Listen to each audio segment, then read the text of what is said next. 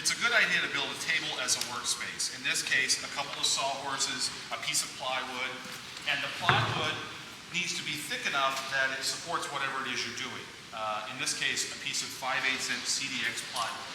The next thing I'm going to do is take my screw gun and some drywall screws and just screw that down so that when I'm working, my table isn't moving around, and that's one thing I don't have to think about. The next thing we want to do is lay out our framing material on our table. It's probably a good idea to talk at this point about what the names of these pieces are, because they've had names for a long time. The two pieces at the ends, the bottom and the top of the flat, are called end rails. The pieces on the sides, usually the longest pieces, are called the stiles. And the centerpiece, there could be many of them, but in this case there's one, it's called a toggle. You'll notice I'm laying out this flat on the corner of my table. I trust this sheet of plywood very much. I trust the fact that it's square. And in this case, for something fairly large, it's about as big a framing square as you can find. So we're going to use that to help us square up the material. Also, I don't want it to move around. So I think what I'm going to do next is I'm going to attach these pieces to my table so that they don't move. That way I can save a couple of hands.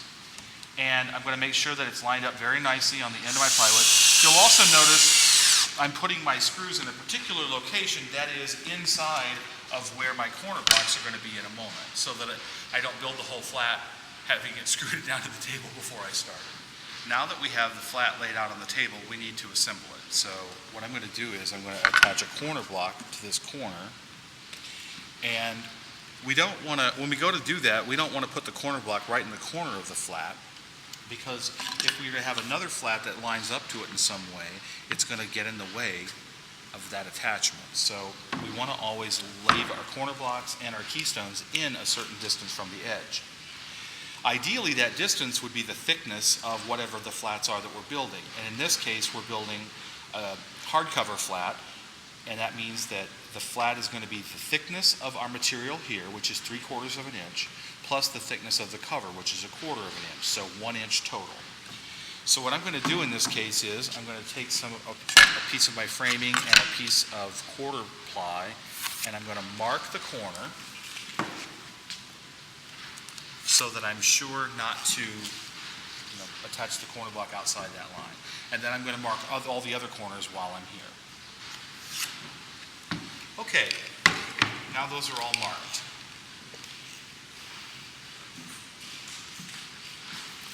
Now I'm ready to attach my corner block, my first corner block. And what I'm going to do is I'm actually going to mark the corner block so that, because I need to use some glue to attach this. And it's a good idea to not have glue going everywhere in your world. Otherwise, we would just glue the entire back of the corner block, but we'd be dropping glue here, and that would make a mess for someone down the road. So I'm going to put a little glue here. Then I'm going to lay the corner block down. And really, the glue is going to do the majority of the work for us. But I'm going to go ahead and staple that in place because we need time for the glue to dry, and we don't have time to wait around. The 4 most important staples that we're going to use, there is a pattern that's important, and the 4 most important staples are 1, 2, 3, 4. These are the 4 staples, 2 on either side of this joint for our material right here, and that's what's really going to hold this in place for us. And then from there, we'll do the corners. And then it's a good idea just to create triangles, like that. And that makes it stronger. So in this case, 9 fasteners, I guess actually 10 fasteners. The most important ones, though, are right here. Don't take those for granted. Now, ultimately, the glue will dry, and this will be a very strong butt joint.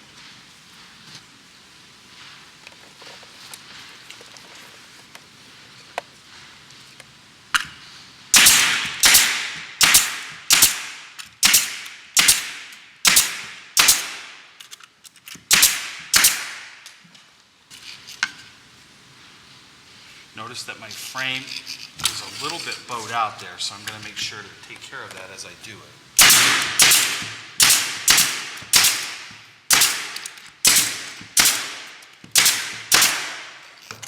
So now I'm going to attach this keystone.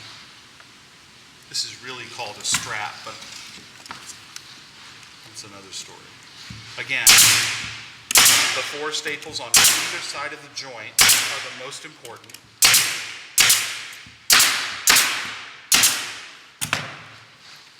Now that I've attached all the corner blocks and keystones and made sure my toggle was centered on the flat, I'm going to check the entire flat for squareness by going from diagonal to diagonal, measuring that distance. In this case, it's 80 5/8, and hopefully we'll discover that it's 80 5/8 inches this way, and in fact it is.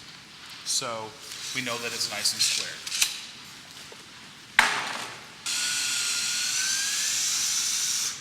So now we've finished framing the flat, but it's not a finished flat yet. We still need to cover it in some way. And this is probably a good time to talk about the fact that at this point, it's a good idea to go around with sandpaper and clean off the edges of the flat, especially if you're going to soft cover the flat, because you don't want splinters sticking up through the muslin as the painters receive the project. The other good idea is to come around on the back side to kind of clean up any splinters or any of that sort of thing that you might have, just so they're nice for people to handle. As always, when you're finished with your project, it's a good idea to clean up your mess.